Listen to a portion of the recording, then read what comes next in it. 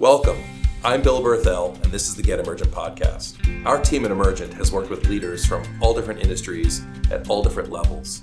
And if there's one thing we've learned in the 20 plus years of our business, is that leadership is a continued conversation.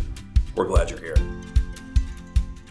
So I follow these two young guys. They're musicians, and so I think I watch them on YouTube mostly, and they're similar to buskers or busking, right? That they play music in public. These guys don't expect a donation or anything like that. They're just out there performing. Mm-hmm. I don't watch them for that. What they do, and they're doing it more often because they're seeing their viewership, I think, go up. They just recently posted this beautiful montage of the videos where they stop people and ask if they can rap or sing to join them. If the other person can people join walking in with by, them. Strangers, people walking by. And so they often ask if the person can rap instead of sing, because I think they get a lot more yes to singing. Right, I can try. I mean, I don't think I can rap, but I rap along with a lot of stuff. So I think actually most people will say, no, I can't rap, or they giggle and like, oh my gosh, not me. Yeah. But the person who says, yes, I can. And so they're really cool videos of them playing like just a little bit of like 20 seconds lead in, 30 seconds lead in, and then handing the mic over for the person to freestyle rap. Now, I'm not into rapping, but that's a fun video is super cool compared to the ones of just them playing music, like on a city street or in a shopping mall plaza kind of thing. They're not there. Yeah. But I can ignore the videos that I'm not so interested in for the ones that I really love. So I wonder how that's a social media connection. Mm-hmm. I wonder how in communication we are missing connection when are we ignoring each other sometimes? What are we doing, right? So we wanted to talk a little bit about communicating, the meaning in our communication, and maybe a little bit about what that impact means, especially for leaders and teams. Yeah. And I think even sometimes we get communication and meaning mixed up. Communication and meaning mixed up? Yeah. Yes. So we think because I'm communicating, I'm also connecting my meaning to what we're doing here. Oh, just because we're communicating, we have a shared meaning? Yes. And how often have you had a conversation with somebody where you're talking about something and I get accused of this. Actually, I was working with someone at one point and she was forthright enough, thankfully, to say to me, hey, every once in a while you're talking to me, I'm looking at your eyes and you're here, but you're not here. Oh, interesting. Yeah. And I was like, wow, I thought I was really doing good at staying present with you. Yeah. And I was there, but I was definitely thinking about other things and she could see it. So meaning is more than just the words we say, the Absolutely. leaning in, it's asking ourselves and playing around with like, why do I want to have this connection? What is the meaning behind the connection for me and for you? It's some of what is in terms of having crucial conversations. Mm-hmm. They talk about it in this book. Like, what do I want for the person? What do I want for me? What do I want for us? For the together? relationship. Yeah. That's getting into the meaning of not just the conversation, but the connection itself. So I do like that content a lot. Can I debate it a little bit with you? Get a little challenge? No. Oh, that's awesome. How about asking me what I want? Yeah. I think that's an opportunity for a deeper connection. So I do like crucial conversations. I'm not dissing it here. But I think we're still egocentric if it's what I want for me, what I want for you, what I want for the relationship. How do we get to the shared meaning of the true connection of what's the we, what's in it for both of us, or what's, you know what I mean? Yeah. And co-creating, yes, partnering for success in the outcome for both of us, for all of us involved. And then can I align to that? Like, oh, that is what I want too. Or maybe you're going to make it even better than what I could have come in with what I wanted. Yeah. Like, I want to be open to that you like co-creating it with you is going to be, I don't want to sound corny, but synergistic, or, 2 + 2 is 5, not 4. Right. Yeah. It's part of resisting the temptation to make the assumption that it comes to you and recognize you don't have all the answers. So we wanted to talk about what gets in the way of connection in our communication and the shared meaning. Yeah. Right? I think sometimes it's that maybe slightly more egocentric approach to the conversation. That's often what I'm stumbling on is like, I assume we already have the connection. And I assume we already know what we both want together in this thing. Yeah. And I'm down the path, and all of a sudden I'm like, oh no, I missed, or you missed, or whatever that is, right? Yeah. Yeah. So assumptions do get in our way. And an assumption I hear along with that often is, and this actually came up recently in an emergent leader session where we were talking about crucial conversations, conflict. And the statement was, I know this is going to be a difficult conversation. This person has been so difficult to work with. Yeah. And right there, you're setting yourself up you're creating the pathway for it to be difficult, expecting them to show up in a difficult way. You're almost, Kathy Gaynor will say, like, our managing partner, she'll say, you're armoring yourself up for the conversation ahead of time. Yeah. With that assumption, with that interpretation of But that's exactly it. It is a protection thing, right? Protection mechanism. I used to interview quite a bit in my old HR days, right? Yeah. And, interviewing was a lot of fun. But then there's an experience the employee has once hired. And then sometimes they're just neglected. And so we instilled what we called stay interviews. So I noticed in exit interviews, which is a normal practice, when somebody's going to leave, you have an interview with them. And unless they're really disgruntled and ready to share why they're really leaving, they're not very valuable. Yeah. But a stay interview, if I interview you every time on your anniversary and ask you, so why'd you say yes to the job to begin with? Like 5 years ago, 10 years ago? It brings an opportunity just to reflect on your alignment to what you love about the work or the people or the organization or the customer or whatever reason you said yes. So many people would answer, well, I needed a job. Well, cool. We have that common ground. Like, as fundamental as I said yes because I needed a job, but people will dig in deeper. They'll say, you know what? It's the people we work with are pretty cool, or the technology we build I love, or the clients we serve are really nice people and I want to stay in their lives. Like, it doesn't have to be complicated. Yeah. It's like, why did you say yes to the job? Yeah, I love that because it's not waiting until the departure moment to have the conversation. It's way too late at that point. It really is. Yeah. It really is. Yeah, there's a lot to be said for ongoing, regular check-ins. Well, I think it's the way we share meaning, through communication. Yeah. Right? I think leaders and teams, maybe I shouldn't criminalize it. I think we get busy. I think we maybe sometimes miss those opportunities to have those regular check-ins. Yeah. I'm kind of stuck on the ask, though. I think it's a big ask. You think it's big? Yeah, I think it's a big ask. Here's why. Yeah, because I think that most of us, and if we're not in the space of development and training, I think a lot of people would say, I'm not just, I don't have time for it at work, but I don't need to do that stuff. Like, just get your job done? I just want to show up. I just want to do my job. I just want to do my job.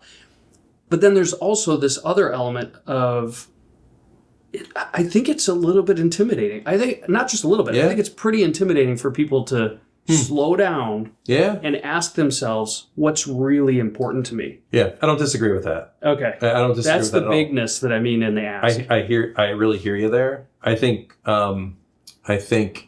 we're identifying another barrier to those kinds of connections. Right? Yeah. Maybe what's the old saying? Keeping your nose to the grindstone, or the right. It's like we do have to pick up our noses every once in a while, pick up our eyes. Yeah. Right. Look around. And I loved how you talked about it being introspective first. Mm-hmm. So just giving myself maybe the luxury of some time and reflective energy to say, like, so why do I care to be doing this work? Why do I care to be working with these people? Right. Why did I become a nurse? Why did I become a lawyer? Why did I become a engineer? Whatever your role is. What is it about that I'm still maybe enjoying, or maybe better, that I'm still passionate or in love about? Or not. Yeah. Or not. Because I think it is, I think we're going to venture into something else that gets in the way. That we remain in this place of being kind of an imposter, we're holding on to or attached to some old meaning we had, yet we shifted and we changed. Right? Yeah. Yeah. So the work in identifying that is being able to, in those moments of any kind of interaction, doesn't even have to be negative, just having some self-awareness. What's the messaging inside my thoughts, right? What's the inner narrative that isn't empowering, that is disempowering? What part of my language to myself is holding me back? And it usually has some type of message of like not enough, not good. It's where the imposter syndrome lives, right? It might be not smart enough. I don't deserve this. It might be something like I don't belong here. Exactly. I don't belong here.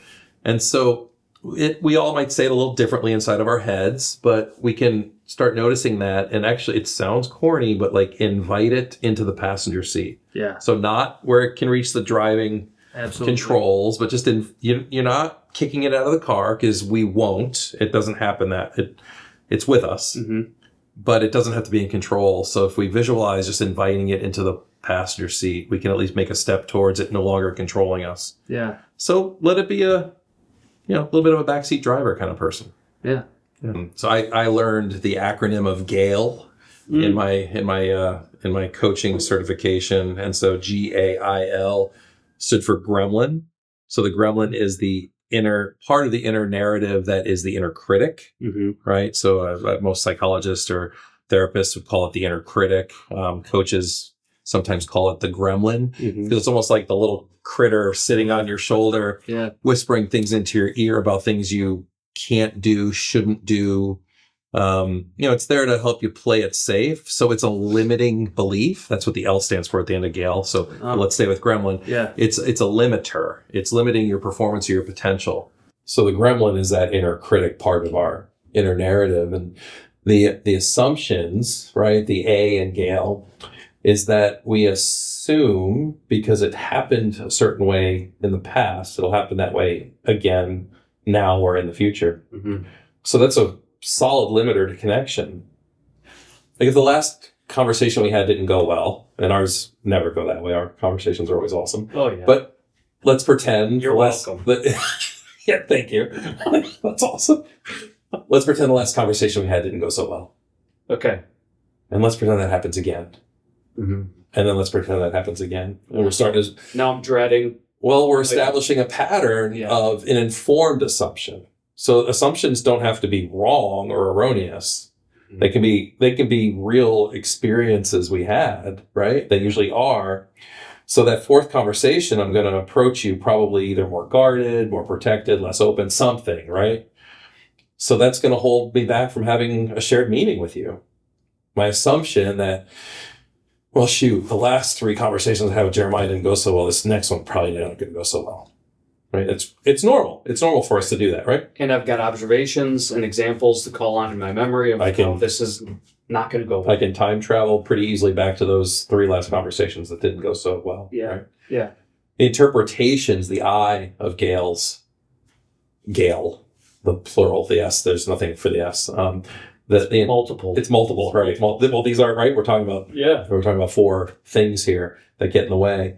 The interpretation is a belief or a set of beliefs that I adopted probably from somewhere important in my life. Maybe parents, maybe trusted people around me had the same kind of interpretations, meaning something isn't good about the situation. Something isn't right about the relationship. Something isn't agreeable about the context. It's actually where prejudice lives. I will prejudge it by my interpretations, whether or not I've had any experiences that way before. And that's the difference between the assumption and the interpretation. Yeah. So I don't need whether I've had any experience with you or not, automatically I might say, well, a guy with a beard isn't going to listen to me for some reason, right? So those of you that are watching, we're both bearded.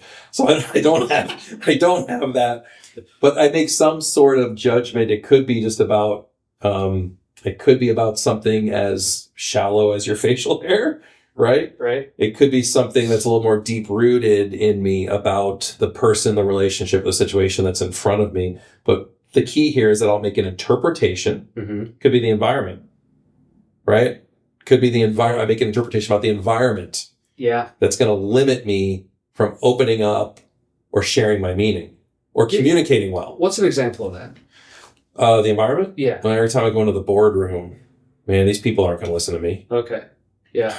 These people in the boardroom. Did you hear it? Yeah. Them. Yeah. It's them, they It can. might be my first time stepping into a boardroom. It's an assumption if I say, you know what, the last 5 times I've been in this boardroom, I've been dismissed. Mm-hmm. That's an assumption that I'll be dismissed again. Yeah.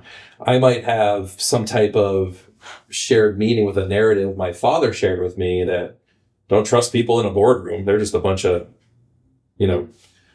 suits or whatever. A bunch of talking heads, he might say. Yeah. I'm new to the workforce. I've never been in a boardroom. My first opportunity to go make a presentation to the executive leadership team, and I've got this interpretation playing. Will I be at full performance? Maybe not. Yeah. Right? Maybe not. The L stands for limiting beliefs. Now, the GAI are forms of limiting beliefs, but any limiting belief that is disempowering fits into the L of limiting beliefs. Anything I might do in my inner narrative, in my behaviors, in my actions, just because I'm not feeling really great right now might have me disempowered to give you a full shared meaning in this conversation. I'm limiting myself somehow through my beliefs that then affect my behaviors and actions with you. What do you think? So I love the memory tool of Gale. The way that it helps. Sorry for anybody named Gale out there. Yeah. Feel really bad about that. Sorry. Sorry to all the Gales. Yes. I think maybe the last thing I'd want to say about communication is it's a continual practice. Mm-hmm. It is a continual practice. I know I've shared the joke I used to share with my mom. My mom was an attorney, and I was, as a teenager, I was always looking for lawyer jokes to, kind of rattle her cage a little bit. And it was hard to get her to laugh, and I rarely did. My favorite lawyer joke was, "Hey, Mom, when are you going to stop practicing law and get it right?" Right? And I wouldn't even get a chuckle out of her. Yeah. Right? That was probably being disrespectful, quite honestly. But because she knew it wasn't about getting it right. That wasn't the goal. It was the practice of law. Mm-hmm. Yes, she wanted to be accurate in her technical execution of being a lawyer, but it's a continual practice. That's leadership. Leadership is a continual practice. Yeah. Communication is one of those practices. Practice, practice, practice. Yeah. So practice listening, practice asking questions, practice validating people, whether you agree with them or not, or you come to an opinion or not. Practice it. Practice paying attention to those gales. Yeah. Starts kind of inside our own heads, right? That's what you train in Emergent Leader, is that inner dialogue, that inner narrative is the first place communication starts with us. And that informs then how we listen and how we start sending signals after that, right? Yeah. So it's an inside job first. Yeah. Listen, then share. That's all communication. Now we have the opportunity to get towards shared meaning. Yeah. Give it a try. Keep practicing. And I remember the first time I heard Ralph Simone talked about the practice of this emergent work. And it was early on. I was talking to him about trying to get things right. I just wanted to get it right. And I felt like I had dropped the ball on something. I forget even what it was. And he came back to that statement. Hey, we're just practicing. We're all practicing. That's why we call it practice. We're working it out. We're working toward a different state. We're practicing it forward. Absolutely. So treat yourself like somebody you care about. Awesome. Thank you. Thank you. Yeah. Appreciate it.